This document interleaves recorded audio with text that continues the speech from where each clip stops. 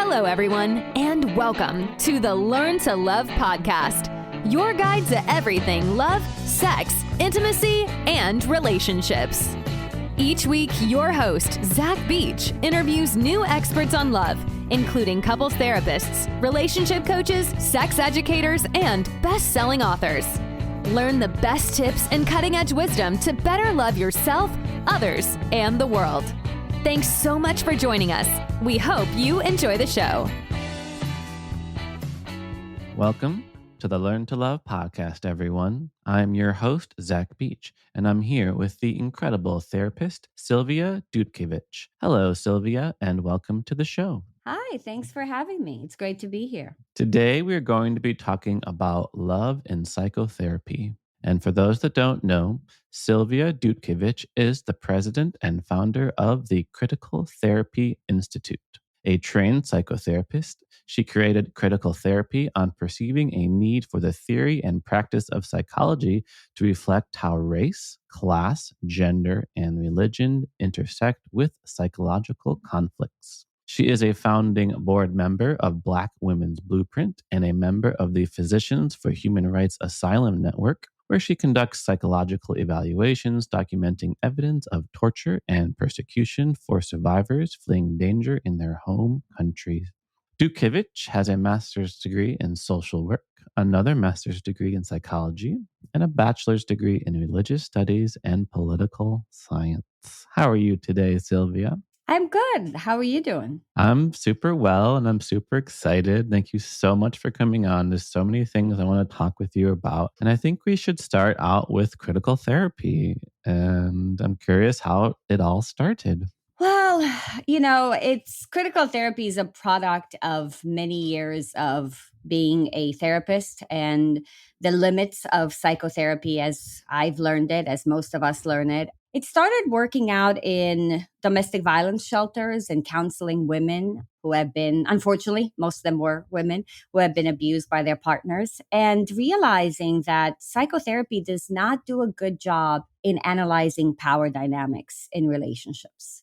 So, usually empowerment means you have power over someone rather than empowerment means having power and a responsibility to someone. So, I say I created critical therapy. I think really critical therapy was created me in collaboration with the people that I saw for therapy and all the people that sort of have been teaching me all my life. And how we're different is in, three major ways. The first one is this deep analysis of power that comes in the consulting room, power as it comes in the therapeutic relationship, and power as our identities come into play as we sit across from each other, our power inside and outside the therapeutic world. The second one is that we believe that the psychotherapeutic relationship is one of the most intimate relationship you end up having with someone.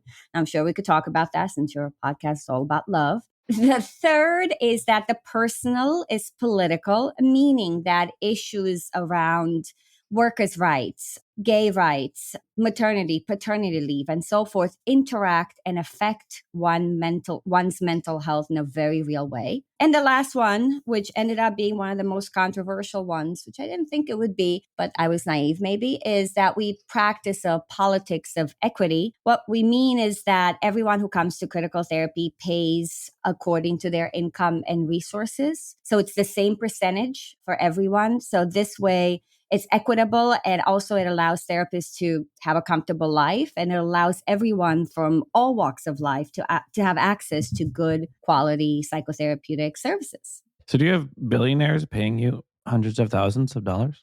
Not yet, but yes, we do have high-paying people and we have low-paying people. And it is possible. It's really interesting because I started this and I really believed that it could happen. And then I didn't speak about it too much because it was, you just start and you don't have like people paying thousands of dollars. You're like, okay, it's just a theory. And then it happened. And I was actually very pleased because the first one of the highest paying people at critical therapy wasn't me. I wasn't the first person. And I felt like I did something right because it's not about me. It's about the theory and it's about something that should work outside of me and my ideals. So I was really proud of that. So it can happen. So I'm hearing the three aspects are deep analysis of power, belief that the psychotherapy relationship is the most intimate one, and then politics of equity. Is that correct? Yes. And the personal is political, should be the fourth one or the third one, depending So on, if you look secret at, fourth yeah. one. So I said 3 and you're right. You corrected me. It is 4. Yeah.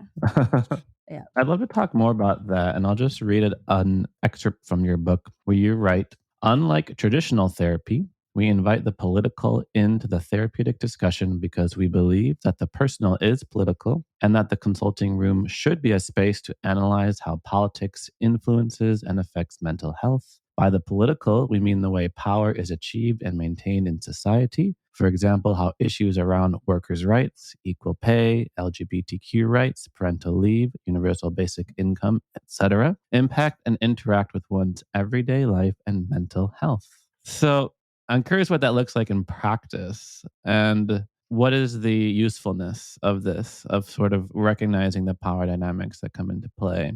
Well, there's 2 points to that. So the first one, the power dynamics and recognizing them and actually addressing them is important to any relationship, right? It's not just about psychotherapy. We have not done a good job as a society to really sort of use power in a transformative way, because we tend to think of power as something we exercise over someone, something that's bad, coercive. And that's because that's what we see around us. I get that. However, there are other models of power, which is about collaboration, which is about responsibility. So psychotherapy is that place where one can openly discuss and analyze one's relationship to power. And that's as it comes into your many different identities, me as a woman, you as a man, whether you're heterosexual, bisexual, or anything in between. All those things impact our place within society, impact our access to certain things. And then the second part is, why are workers' rights important? Because you spend so much time at work, for example, because if you have very little agency over your schedules, and some workers have no agency over their schedule, that does impact how you show up in the world. It does impact your mental health. The precarity of not knowing if you're going to have work in 3 months, the fact that you can be fired at any moment from a job for no reason, all those things deeply affect your mental health. And we invite it, in the therapeutic space. The truth is, it's always already there. I mean, think about, we talk about love and we talk about relationships. Think about how those issues of power are always present in your own intimate relationships. Who works more? Who does the housework? What do you believe in? Your right to an abortion. All those things are present. It's just that therapists haven't really been taught how to engage with them, how to openly address them, and how to question, why do we live in a society that sometimes really, well, most times actually, really works against our interests? I'm thinking about how the therapist Terrence Real, who you probably know, says that when he works with couples, he's dismantling patriarchy one couple at a time because of how those power dynamics that don't create the best society also don't create the best relationships. And I'm Exactly. curious, what are some dynamics that you really focus on unpacking in order to serve an intimate, loving relationship? Yeah, and unfortunately, patriarchy and consumer culture and all these things deeply affect couples in a negative way. And they're always present. If you're like listening to this podcast and you might be in a same-sex relationship, you're thinking,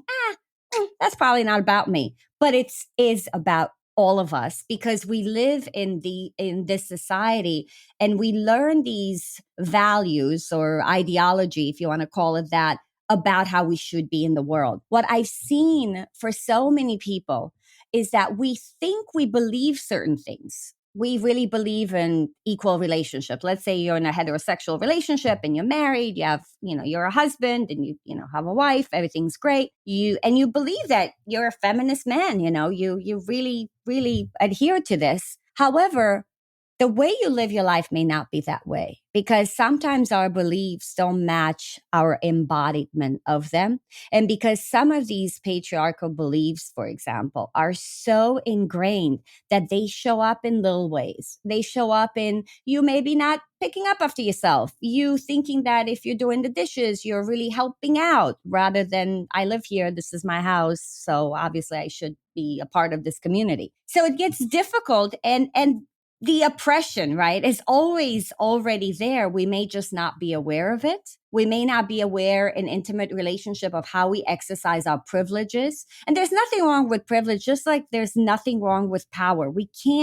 I can't all of a sudden not be a white lady. I am going to be who I am. However, with that privilege comes a responsibility. So if you're in a relationship, let's say, and again, we go back to the, man-woman couple, and you are a heterosexual male that, yesterday we just talked about like equal pay day, right? That you still make, more than your partner because you are male. I think women now make 80 cents on the dollar. There's a privilege to that. You can't ignore that, but you could use that. So you could use that in your relationship by contributing more to the expenses. You could use that at your work to make sure that when you hire someone who's a woman, you pay her what you should be paying her rather than think you got a deal because it's a little cheaper and so forth. Yeah, I resonate a lot with what you're saying, especially when you mentioned consumer culture and materialism, because I often do notice and think about how words that we use in capitalism and the market, we talk about in our relationships. Like you might even say, I'm on the market. Right.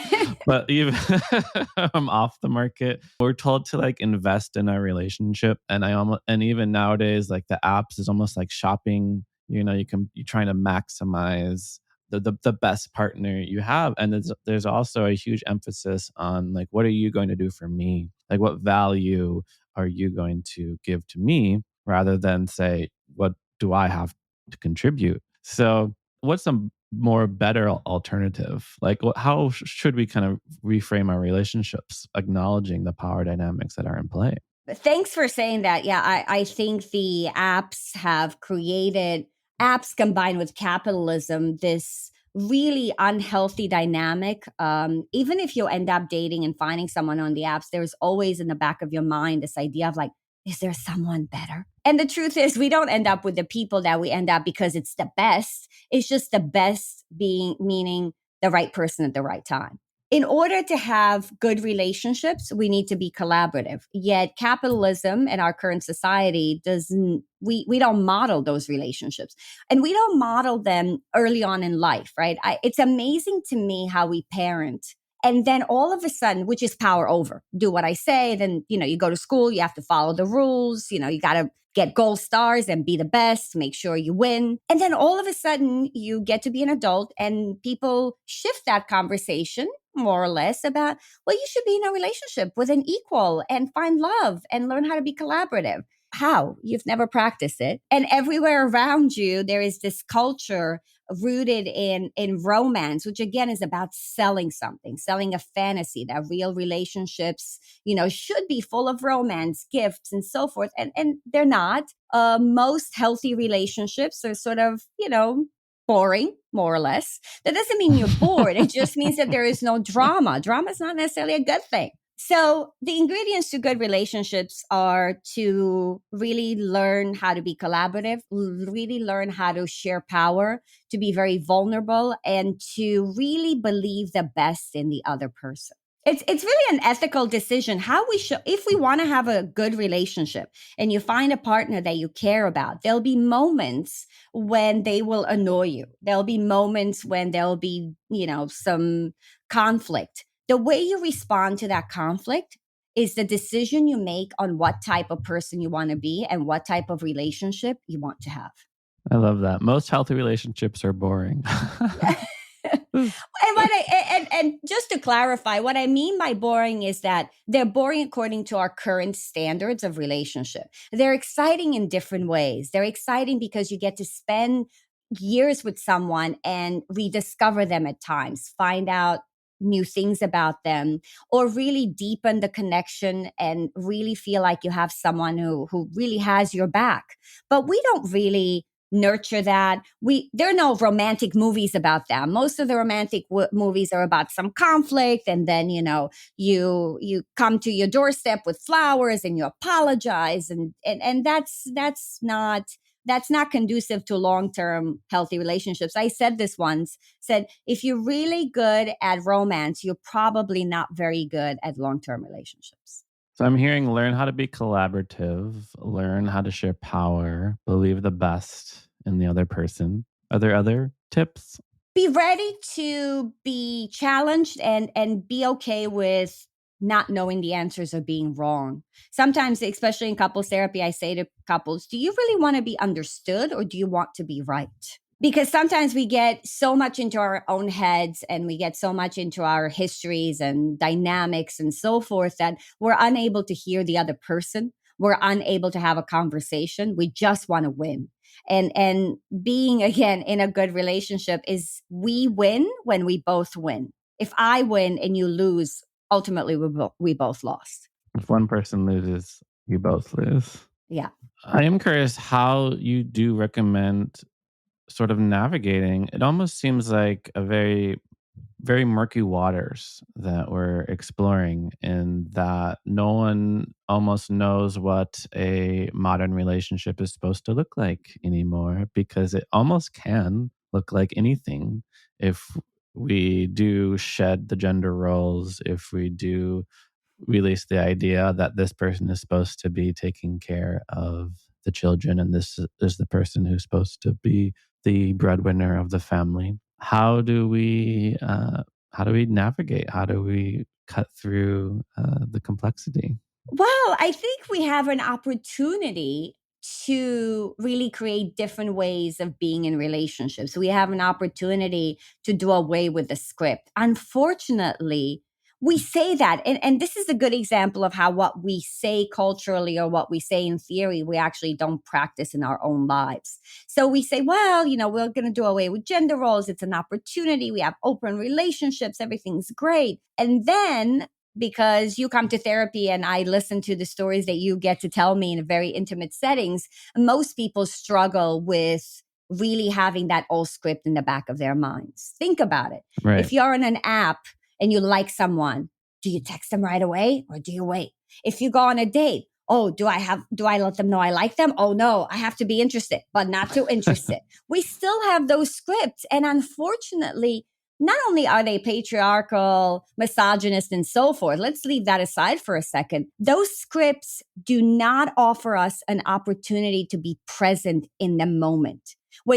Think about it, when you're on a date, especially first date or second dates, how many of us are really present and really authentic in our interactions? Most of us are not. We're so rattled in our minds. We're so consumed with, oh my God, what do I do now? What do I say? Did I smile? I don't want to smile too much. Oh, I have to smile.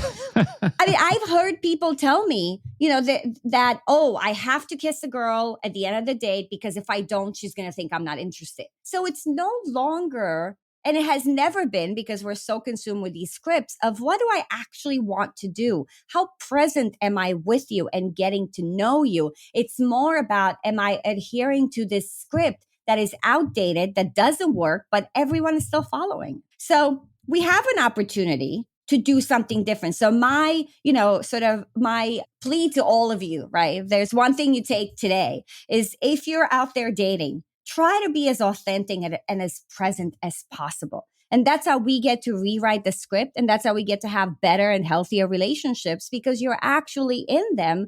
And it's the version of you that's present, not a version of you that tries to become something you're probably not anyway. I love that following the social scripts does not offer the opportunity to be present in this moment. And I almost feel like many people don't want to play this game, but they almost feel like they have to. And I'm sort of remembering this story I first heard from Brene Brown, who studies a lot of vulnerability, about a man who came up to her and was like, do you ever study men's vulnerability? And she's like, oh, not so much. And then realized there was a huge gap she was missing. And And then she kind of found this basic idea that women complain that men aren't vulnerable enough, men don't show their emotions enough. But then when they do, the attraction drops. In other words, women want the rock stability of the relationship. They want the knight in shining armor. They want a strong person. So there's almost like a chicken and egg here, because when I say, oh yeah, let's both go into dating as authentic as possible, but then if I am authentic in a certain way, it will suddenly shift the dynamic in a way that I don't want the relationship to go. Yeah, what I would say is you think you want that. You think you want the guy who doesn't break down, who's going to take care of you. However, I'm going to challenge all of you and ask you, do you actually want that? Or have you been taught to think that that's what you want? Because, and I've seen this. I mean, I've had patients sitting across from me and we've talked about this idea that for example, I wanted a husband who was going to take care of me. And now I'm in this relationship and all of a sudden I'm realizing, oh, it just feels like I'm married to my dad. And my dad was sort of like a little bit authoritarian. And that's not sexy. All of a sudden, wow, our sex life is not what it used to be because the dating and the excitement goes away. And now you genuinely have to love and be attracted to the person you're with. But you were so consumed with trying to pick someone according to the stereotypes that you never thought that the guy who takes care of you also might be bossing you around. And that's not sexy. So, you say, well, we don't want men who cry because men need to be a certain way. Do men really need to be a certain way? Or are we so ingrained in these gender roles that we think that that's what's going to make us happy? But if we actually critically analyzed our needs and asked ourselves, both men and women, what do we want? What makes me happy? I don't think a lot of people out there would be like, yeah, I need a man to tell me what to do because that's going to make me happy. Well, just playing devil's advocate a little bit here, some might tune into evolution or evolutionary psychology and explain the basic biology that I'm not just saying this is my agree. I'm just saying the basic biology that, men create lots of sperm and they're encouraged to be with lots of people to spread their seed, and women want that security and stability. And there are some that argue that this is the natural way of things. And what's your response to that?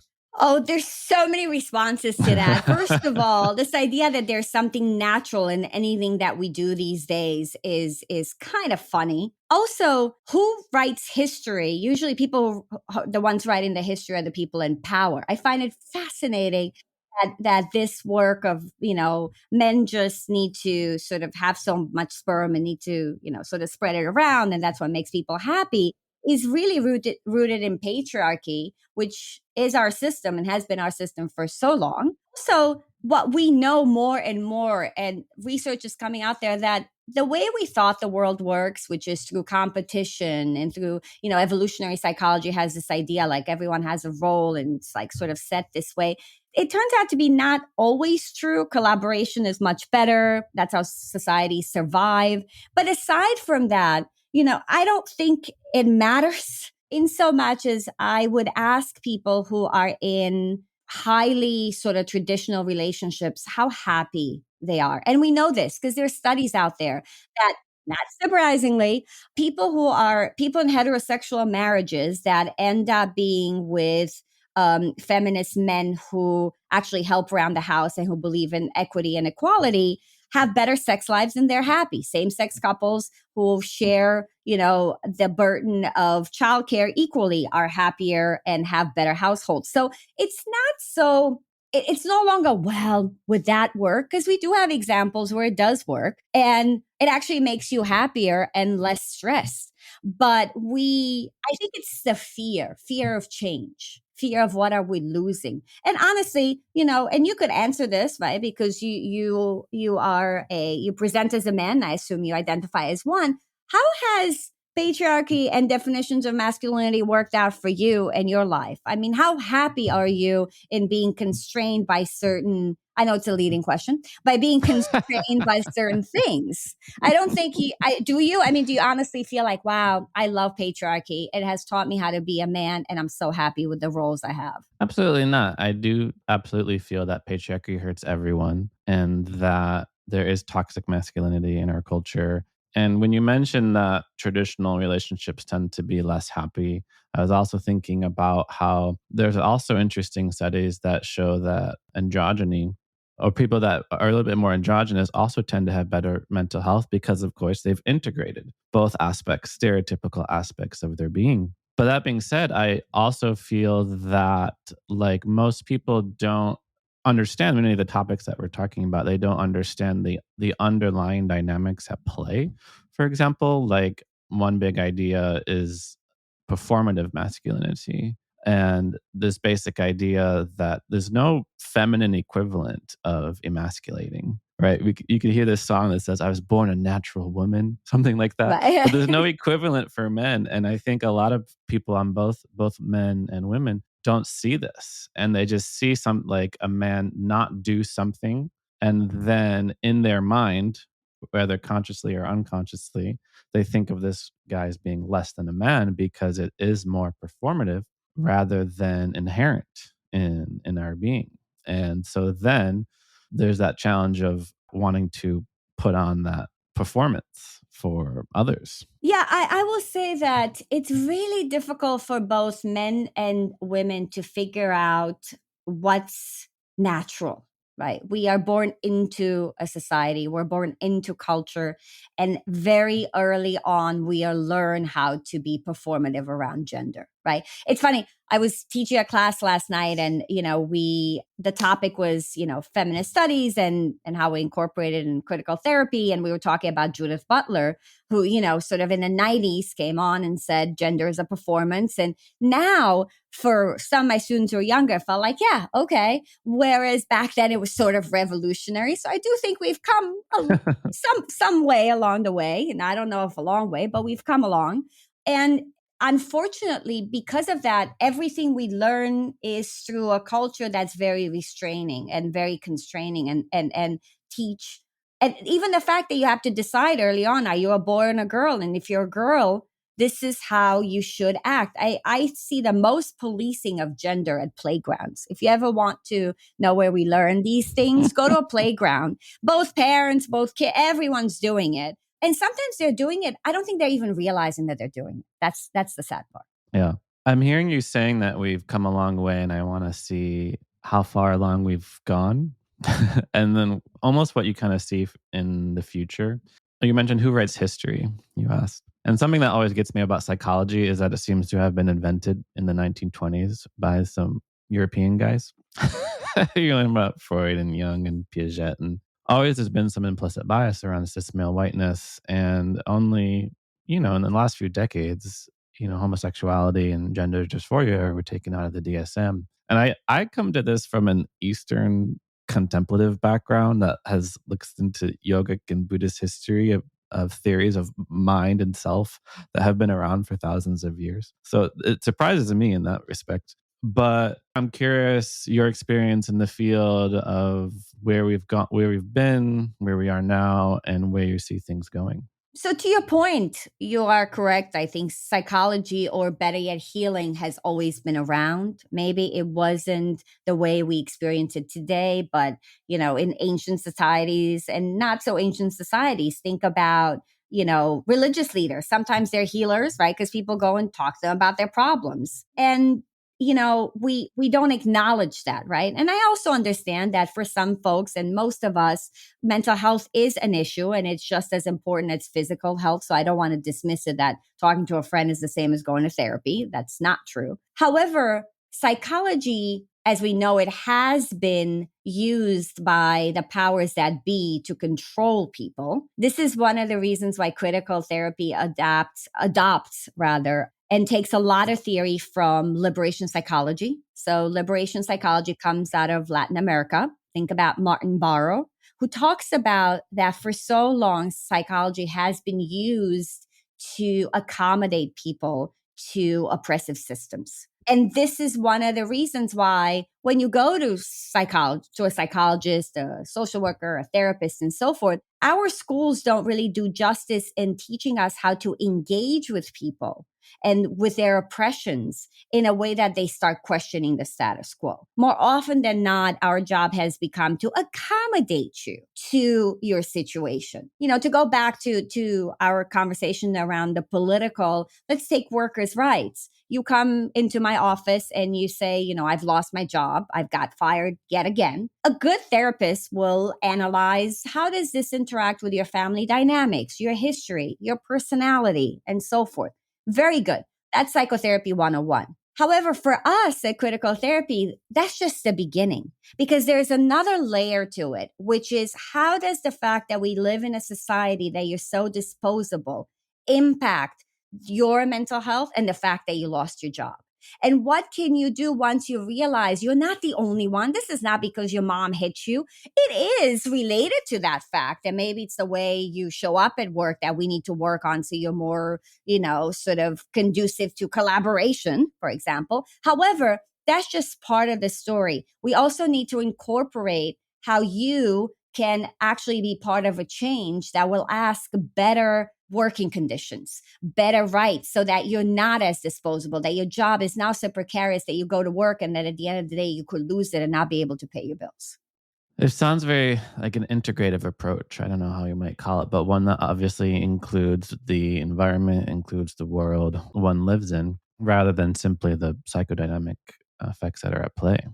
Yeah. And what's interesting is that in social work school, that we always talk about meeting the person where they're at, person in the environment. It sounds very nice. And I'm a social worker, right? So I know social workers are good people that want to help people. However, I don't think we're given the tools to do that in a very really real and meaningful way. What we often mean by that is, we're going to incorporate the fact that you're, sort of, you have many different identities and mention them, check, and then move on. But we don't actually engage with ways that those identities impact the way you show up in the world.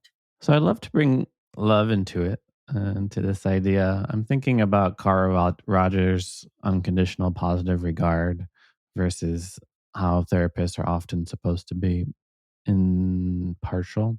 But what is the connection between love and therapy and healing? I believe that love is the ingredient, one of the many ingredients of psychotherapy. I think we ultimately love our patients, right? We spend an enormous amount of time with them. We get to see parts of themselves, and they get to see parts of ourselves. We exchange so much tenderness and so much loving. Yet you are correct. Most psychotherapists shy away from the word love. First of all, I don't think any therapist is really objective. What I mean by that is somehow our politics are always already present in the room. We may not talk about them, but the fact that we don't ask questions sometimes reveals who we are, or it aligns us to the status quo. So therefore, and also love is not a bad thing. Yet I know that most therapists shy away from it because, again, our society does not offer us good examples of love without romance, love without sex. I mean, I've talked to various therapists where, we talk about, do you love your patients? I'm like, yes, but love, what does that mean? I don't sleep with them. I remember this story. So I went out for drinks with one of my friends, and he's a psychologist actually, and he was a therapist, and I don't know how we got to it. And I said something like, psychotherapy is the most intimate relationship you end up having with someone, because you get to know so many things about the person gets to know certain things about you, and so forth. And then, he turns around, it's like, but you don't sleep with your patients. I was like, right. Because love does not have to equal sex, but we forgot that along the way. We don't have good examples of mutual aid.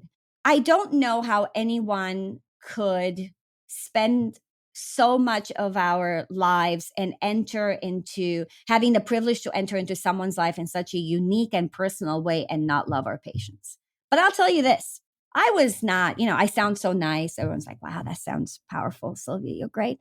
I have to own up to the fact that I struggled for some time with my own definition of how do I tell my patients I love them. And it was one of my patients who really challenged me because, she would come to therapy and she would say, I love you. And I would say, I deeply care about you, because I was a very good traditional therapist. And then she said to me one day, how come you never say it? So I had to go home and think about that. And, as you can tell, I am a bit of an overachiever. So I started reading all the articles I could on psychotherapy and love. Discovered that most people talk about romantic love, talk about boundaries, talk about what not to do as a therapist, how not to engage in sexual relationships and so forth. We don't actually have good research or a lot of research on love in psychotherapy and how we love our patients. And then I went back and I, finally after, I've spent years with this woman, by the way. I did tell her, that I loved her. And she said to me, wow, I knew you were so uncomfortable because for the first time when you said it, you said, I love you. And you didn't allow for the usual, what does that mean to you? How does that feel like? She's like, you were like, I love you. And this is what it means.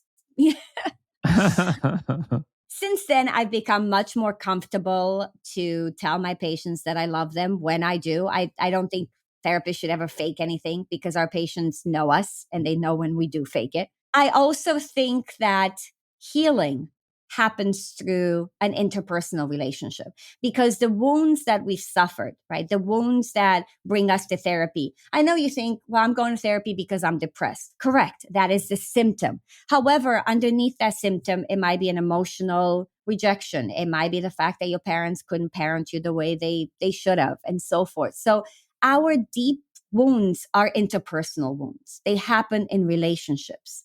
They happen through deprivation of love. So obviously, love has to be the ingredient that will help us heal. I love that.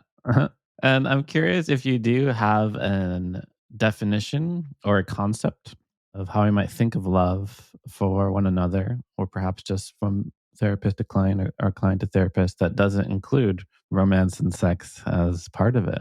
I think of love. I actually think that therapy has taught me how to love. And it's the most difficult part of love because it's really having a high positive regard for someone and really caring for them, but with no invested outcome. To really love the person for who they're with, for who they are, for what they offer when they're with you, but really sort of cherish their personhood, their who they are rather than what they do for you or rather than what they can give you or your projected fantasy about who they should be. Can we really love another person without wanting anything from them but just being a witness to their lives? I love that. A high positive regard with no invested outcome, a cherished personhood. It's hard. I mean, I know it because, it took me a while. It took me a while to get there. And sometimes, it's easier in some sense when you're a therapist because you're like, well, this is, I'm here for, an hour and I'm invested in this relationship. And then when you go home, you're like, how do I do this with the person that I'm with all the time? Right? How do I do this when you didn't take out the garbage? And it's kind of annoying, but, I have to remember, because we go back to what we talked about, how do I show up? Do I start screaming or do I say, I'm sorry, maybe you actually forgot, because I'm trying to be charitable. Maybe you actually forgot to take out the garbage. And if you didn't, that's okay, because that's not why I love you. I actually love you because of who you are and the moments that we spend together. Earlier, you were talking about how easy it is to step into roles and scripts. And I'm wondering if you feel that a shift in relationship between, it's easy to think about you, the therapist, being the fixer and the client being the fixie, or you being the healer and the client being the healed. But once you do sort of bring this loving into such a relationship, do you feel those roles and those scripts shift at all? Not so much. I don't think I'm the fixer or the healer. I think healing happens collaboratively. I think my job as a therapist is to ask the right questions. That's why I went to school, and that's what I've learned, how to pick what's relevant in your script and where are the inconsistencies. And your job as a patient is to answer them and to really reckon with those answers. Our patients are always experts in their lives. And I really believe that. I'm an expert in figuring out what are the right questions to get you to where you want to go, wherever that is. So it's always a collaborative process, and the love ingredient helps that collaboration go deeper. I'd love to shift to think about love as a transformative force in a more global sense. I'm curious what you think about the quote that justice is what love looks like in public. Or when you do think about these power relationships, these in equal relationships, what role do you think love might have in the healing of our world? Excellent question. Thank you for asking it. I think love is definitely an important ingredient to healing the world. However, love with just words is empty, right? I think it's important that we remind ourselves that if we make a commitment to love the world, to love other people, especially people who are different than us, the question becomes, how do you show up? How do you actually embody that love? How do you take action? For example, you can say, well, I love women and yet not go to a women's march to support them. So I challenge everyone who wants to heal the world through love, because it's a lovely idea and it's a great idea, but it's empty without the action. What is it that you're actually doing to actually show that love and to change someone's life for better? So, what are some actions? Okay, I wake up tomorrow. I want to love the world, change the world. What's some actions I could take? They're very individual. I'm not one of these people that believes that our liberation will happen through a revolution. I actually believe that our liberation will happen through small acts. I think most of us think of changing the system, changing other people, changing ourselves. We're going to be totally different people. We're going to go to the gym every day and all of a sudden we're going to have a different body. That doesn't happen. It doesn't work like that in anything. The real change, lasting change, happens very slowly and it happens in small cracks. The way that for example, you have a coworker who makes less money than you, and you go to work and you bring them a coffee. When you go out for dinner with your friends, that let's go back to this money thing, they make less because they have a shitty job or they lost their job. You pay for dinner. You give money to charity or you give money to someone on the street for no reason except that they're poor. You have, you go to a soup kitchen for Thanksgiving instead of spending it at home. There's so many little ways that ultimately will change our society. And yet we don't focus on that. Most of us don't even focus on ourselves. We always focus on how other people need to change. Yeah.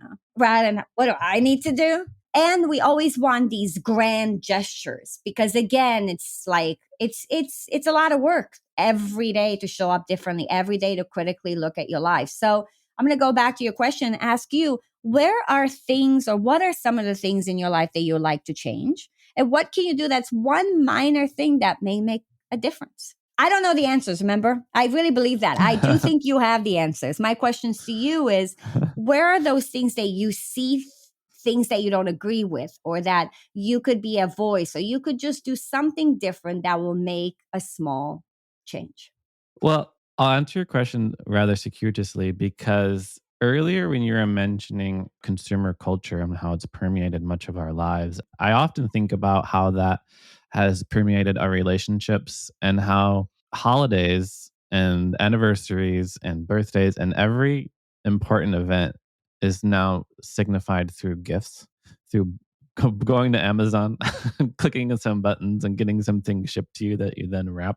That's been a huge thing I've recently have been thinking about is how can we make Christmas, Thanksgiving, Valentine's Day not another opportunity to just buy something that we then give to someone, but to create moments and memories that last a lifetime. And now that we're talking about seeing love as action, that's something I often love to think about as well and really resonate with, that gift giving is just one of the 5 love languages. And in a consumer culture, it becomes almost people's only love language. And how that gesture of like, you did something bad, so I'm going to buy you some chocolate and flowers to make up for it, versus showing up in the world. And I do think of my teaching and my work in the world as simply meant to bring more love into it, because we do live in an individualistic, materialistic, isolated, and atomized society, that any small connection that we can make with anybody through action, as you mentioned, is so crucial. A number of episodes ago, we had Sonia Lyubomirsky on here. I don't know if you know her. She's done a lot of studies into kindness and altruistic acts. And she was saying how acts for others creates more happiness in our lives. And a lot of it is because it's almost impossible to be kind or even altruistic without also creating a connection with somebody. Like maybe an anonymous letter or something. But if, yes, as you mentioned, you go to the soup kitchen or you give somebody money or you cook a meal for a friend or you take a sad friend out for dinner or something like that, any kind act is most likely going to connect you to another human being. And as human beings, we're social beings and we need that social connection to thrive and to be happy. So I think that might answer your question, but it's also a lovely inquiry too. So as we're winding down, I do have to finish by asking you the question I ask all of my guests, which is, what do you wish everyone knew about love? Love is about how you show up. It's an action. It's not just about how you feel. I think we often mistake the fact that we have these feelings, which sometimes could be appropriate, sometimes could be inappropriate, as if somehow that's just it. And especially when we think about love, we don't think of love as an action. We don't think of love as ways we show up. How do we show regards for someone? How do we help someone? How do we divorce love from romance? Love could encompass romance, but that's not the end of it all. And as anyone who has been in a long-term relationship will tell you, you deeply love the person you've spent so many years and has witnessed your life. I don't know how much romance, the way we've been taught to think about romance, is there. It's romance in the sense of, oh, wow, you're home. I want to tell you this thing because I know you'll get it. Or I want to talk to you because you'll make me laugh. But it's not the flowers, it's not the gifts, and it's not the bubble baths. It can be, but it can. But I was going to say, I don't want to write off bubble baths, but okay. No, I totally get it. And I love it. And I do think that we do need more loving action in the world for justice in the world and also for our most intimate relationships. So thank you so much, Silvia Dutchevici, for coming on to the show. For our listeners who want to learn more about you, how can they find you? They could find me at criticaltherapy.org. Also, I am on Instagram, but as you painfully know, my name is so difficult to figure out. So on our website, there's a link to an Instagram account, which is my account if you want to get in touch with me personally. We did this because we knew otherwise it would be impossible for anyone to find me. And you were born in Romania, if I'm not mistaken. Where are you now? Right now, I am in Jackson Heights, New York. I'm in my Queens office. But yes, I was born in Romania and I came here when I was 13 years old. Wonderful. Glad to have you here and both here so we can chat and here doing this amazing work that it is that you are doing. So thank you so much for coming on to the show. And thank you, listeners, for listening to the show. We hope you remember all of the valuable lessons that Silvia shared with us today, including the 4, not 3 components of critical therapy, a deep analysis of power, an acknowledgement that the psychotherapeutic relationship is an incredibly intimate relationship. The personal is political, and the importance of equity. It's true, in the past, psychology used to accommodate people to oppressive systems, and it is still healing from that. In our own relationships, wounding happens in relationships, so healing must happen through those same interpersonal relationships. Love can include a high positive regard for someone with no investment in the outcome, and love with just words can feel empty. So it is more about how you can actually show up and embody that love through action for yourself, for others, and the world. If you want to learn more about me, you can go to zachbeach.com and learn more about the show at theheartcenter.com. Thanks again, Silvia. Thank you. Thanks for having me on. Thanks for engaging with me in some of the questions and answers. I appreciate that. I love the questions back. That was beautiful. Thank you. Thanks again for listening to the Learn to Love podcast. To learn more about the show and your host, head over to zachbeach.com or theheartcenter.com. You can also follow Zach on Facebook, Twitter, and Instagram.